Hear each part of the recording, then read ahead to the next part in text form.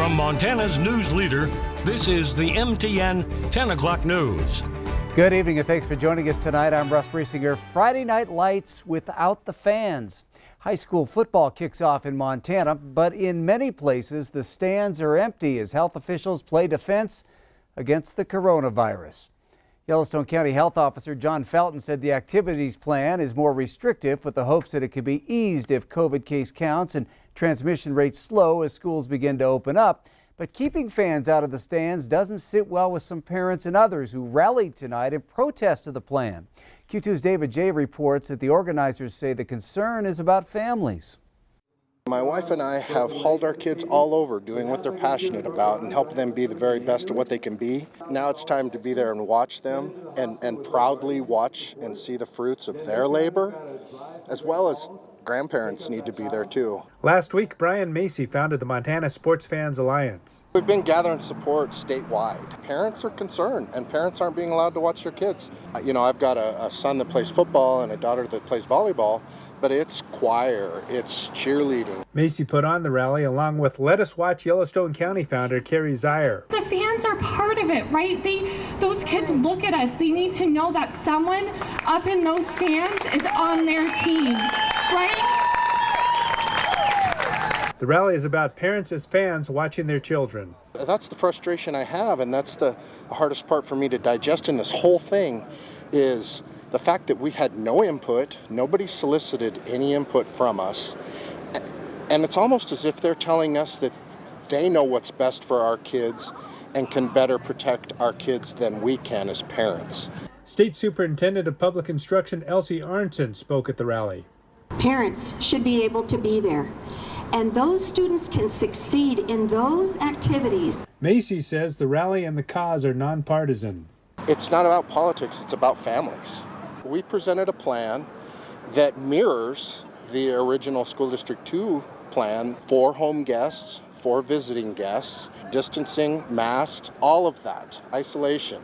We just need the county health officer and the district ADs to come back to the table, hear us, maybe even let us have a seat there. In Billings, David J., MTN News. Well, when the plan was announced, Health Officer John Felton said he realizes that some restrictions will not be popular with some.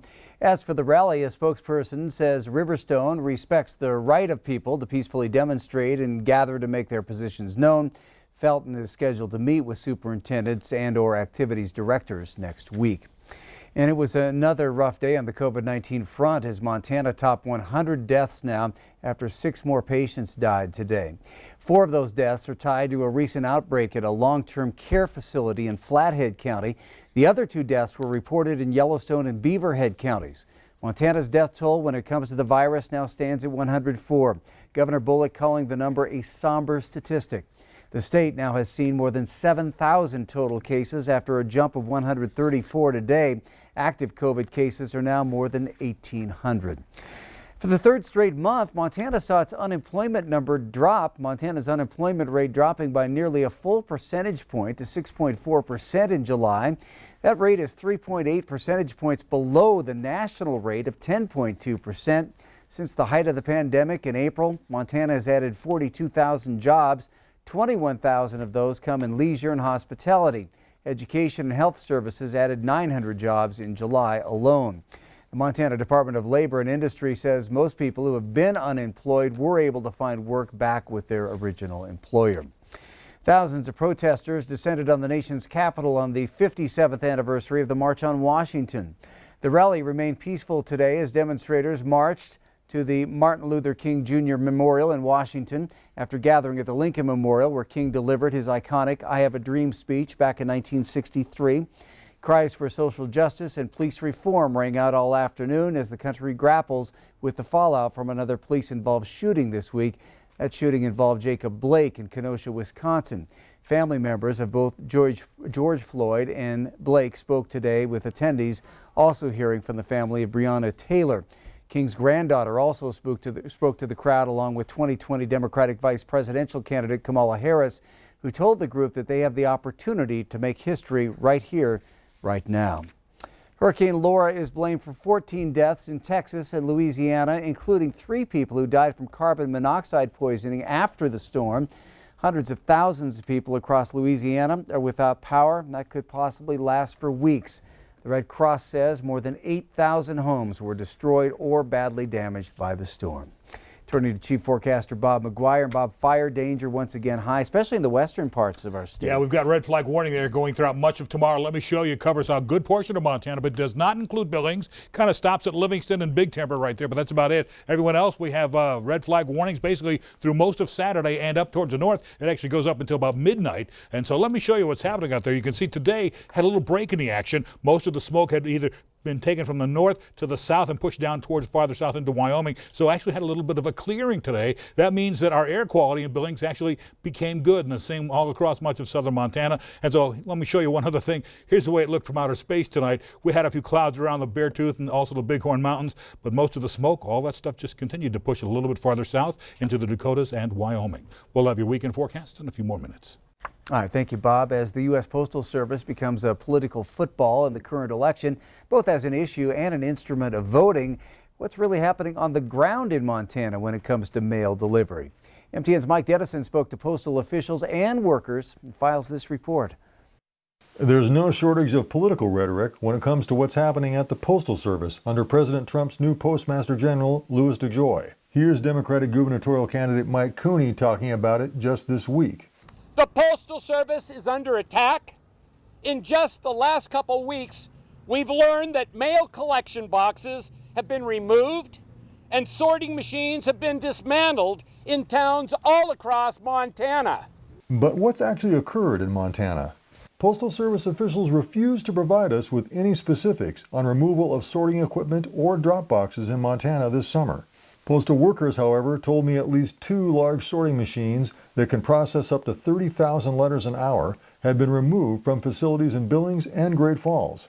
And at least 3 other smaller mail sorters were taken out this summer in Billings, Great Falls, and Missoula. Still, these same workers said they don't believe these equipment removals have had much impact on delivery times within Montana yet. They said things could change in times of high mail volume, like Christmas, or the upcoming election, when many more Montanans will likely be voting by mail. U.S. Senator John Tester, the most vocal critic in Montana's congressional delegation of the new postmaster, says he believes the equipment loss is taking its toll. I've heard from folks both inside and outside the post office that things are slowed down, and it's a big concern. The 21st century, Mike, you know this, people expect things to happen pretty fast. As for the drop boxes, it's unclear how many were taken out statewide. Although Tester's office says at least 15 of those removed were brought back, including this one near downtown Helena, and ones in Bozeman, Shelby, Lewistown, Glendive, and elsewhere. Finally, what about the election and ballot delivery? Postal Service officials say even if everyone in the country votes by mail in the coming weeks, that's still just a fraction of the mail volume the PO handles in a single day. Helena Postal Clerk Dee Dee Rhodes says she's confident the service will handle mail ballots promptly in Montana. I can tell you the post office will definitely be diligent in making sure that they are served. We will get them to them. We will get them back to the collectors that need to count them. Yet, as Senator Tester notes, mail voting is just one reason to ensure the Postal Service can continue to do its job. It's very, very important to be able to vote by mail, but it's also important to get our prescription drugs, and it's also important to get our parts and our mail and our contacts from our relatives and all that kind of stuff that the Postal Service does. Reporting from Helena, Mike Dennison, MTN News. Congress still has yet to act on a proposed $25 billion bailout for the beleaguered Postal Service during the COVID-19 pandemic.